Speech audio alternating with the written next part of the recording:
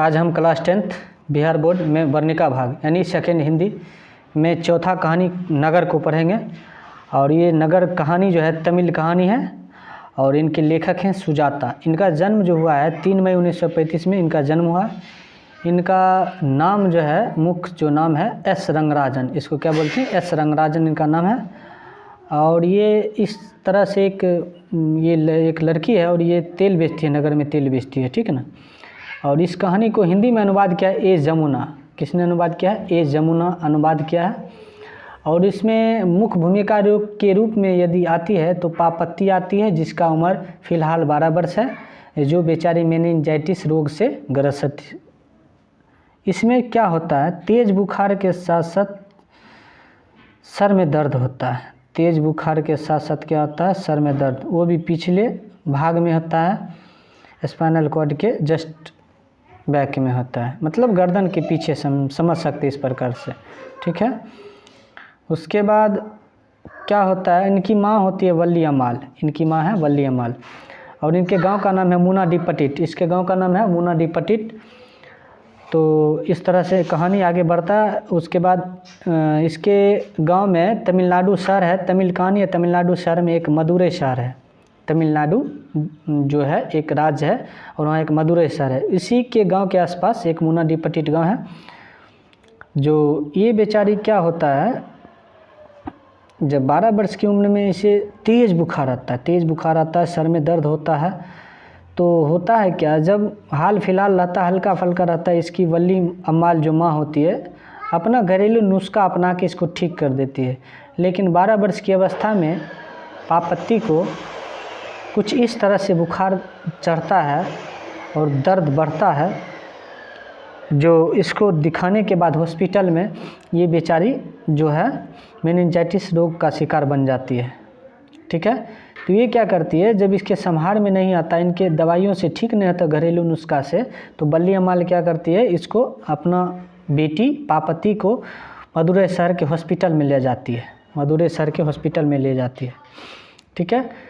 तो वहाँ पर 6 डॉक्टरों मिलकर उस बच्ची को पापत्ती को देखती है, जिसमें जो बड़े डॉक्टर होते हैं वो बेचारे ब्रिटिश मेडिकल से पास आउट होते हैं और वो यहाँ पर काम करते हैं, ठीक है। तो उसके बाद अगर यदि अंग्रेजी भाषा में देखा जाए, मदुरै शहर को क्या कहा जाता है, मदुरा का क्या कहा जाता है, क्या कहा जाता है, मदुरा कहा जाता है। उस डॉक्टर में कुछ डॉक्टरों के नाम तो नहीं है, लेकिन 2 डॉक्टर का नाम है, एक का नाम है धनशेखर, एक का नाम है पाल। क्या का नाम है, धनशेखर और पाल। जो बड़े डॉक्टर होते हैं, ठीक ना, वो उस बच्ची पापत्ती को देखने के बाद वो बोलते हैं, जब उन्हें पता चलता है कि ये लड़की जो है मेनिंजाइटिस रोग से ग्रसित है, इसे लास्ट स्टेज में है, इसलिए इसको भर्ती करना ही पड़ेगा जितना जल्दी होगा, नहीं तो ये बेचारी मर जाएगी। तो ये बोलते हैं doctor, I want that girl admitted now, इस बच्ची को जितना जल्दी हो सके उतना जल्दी एडमिट करो, ठीक ना। तो इस तरह से इसके बाद क्या होता है, ये बेचारी बल्ली अम्माल जो है ये पापत्ती को बुखार से ग्रसित रहता, तेज़ दर्द होते रहता। ये स्ट्रेचर, इस स्ट्रेचर जो है, ये स्ट्रेचर होता है, इस पे जो रहता है, इस पे इसको सुला देता है पापत्ती को, और ये बेचारी इसके नाम से रजिस्ट्रेशन करने जाती है काउंटर पे। और वहाँ पर क्या होता है, एक वहाँ पे पूछता है कि आपका वेतन कितना है माँ जी, क्या पूछता है, वेतन कितना है। तो वेतन के रूप में इसे बोलता है 90 रुपया लिख दें, तो बोलते हैं 90 रुपये लिख दीजिए। लेकिन हम लोगों को वेतन नहीं मिलता, काम के बदले ना, जिस काम के बदले में हम लोग काम करते हैं, वो काम के बदले में जो काम करते हैं, जैसे धान कटनी हो गया, गेहूं कटनी हो गया, चाहे कुछ भी होगा, उसके बदले में वही अनाज ही मिल जाता है, हम लोगों को वेतन नहीं मिलता है। उससे पहले उसके पिता का मृत्यु हो चुका है, पापत्ती के पिता का मृत्यु हो चुका होता है, ठीक ना। तो ये बेचारा रजिस्ट्रेशन इसके नाम से करवा के, पेशेंट के नाम से रजिस्ट्रेशन करवा के, तो वहाँ से उसे पता चलता है कि आप माँ जी इस हॉस्पिटल में होके आप कमरा नंबर 48 में जाइए। तो बेचारे 48 इसको तो बुझने नहीं आता है, क्योंकि बेचारी मूर्ख रहती है, पढ़ी लिखी होती नहीं है, तो क्या करेगी, 48 नंबर अपना बोलते हैं इधर से चले जाइए, वहाँ 48 नंबर आपको मिल जाएगा। तो ये बेचारी घूमती रहती है यहाँ पर स्ट्रेचर पर पापत्ती को छोड़ के, और ये बेचारी ढूंढने लगती है उसके कमरा नंबर 48। तब बाबू कमरा नंबर 48 ढूंढे, इसको मिलवे नहीं करता है ना, ये किसी से पूछती है और ना इसको मिलता है। काहे कि पढ़ा लिखा होता तब ना खोज लेती 48 नंबर कमरा किधर है या फिर नहीं है। तो बेचारी थक हार के 1-1.5 घंटा तक खोजती रहती है, घूमते घूमते घूमते घूमते। वो भी सब अपना अपना काम में बिजी रहते हैं, पेशेंट का अपना जो होता है, ठीक ना, वो अपना अपना काम में लगे रहते हैं, पेशेंट को देखते रहते हैं, इनको किसी से कोई मतलब होता ही नहीं है। तो बेचारी क्या करती है, किसी गेट के बगल में अपना रोती रहती है। तो एक आदमी जब आता है तो बोलता है, अब रोना है तो साइड में जाके रोइए, बीच में क्यों रो रहे हैं आप। एक तो दुख होता है कि इसको पापति को भर्ती करवाने के लिए हॉस्पिटल में लाया, स्टेज पर बेचारी बुखार से तड़फ रही है। उसके बाद ऊपर से सुनने को मिलता है कि रोने है तो बगल साइड में जाकर रोइए, बीच में काहे लोगों को डिस्टर्ब हो रहा है। तो बाबू दुख पे दुख इस तरह से बल्ली अमाल को मिलता है। तब बेचारी किसी तरह से हार हुर के क्या करती है, किसी तरह से फिर लौटने का प्रयास करती है। लौटने का प्रयास करती है तो फिर बीच में ही पता चलता है, एक मतलब पर्ची जमा करने वाला आता है, जो डॉक्टर के नाम से, पेशेंट के नाम से पुकारा जाता है। उसके बाद उसको देखा जाता है डॉक्टरों के द्वारा। तो पर्ची जमा करता है तो ये बेचारी दे देती है, ठीक ना। खाली इतना इसको ध्यान बोलता है कि 48 नंबर। तो बोलता है क्या कर रहे हैं, तो वही जो काउंटर वाला होता है, जाओ। तब एक बच्चे को बोलता है, जाके माँ जी को थोड़ा 48 नंबर कमरा में दिखा दो। तब तक उसका पर्ची जो होता है जमा हो जाता है।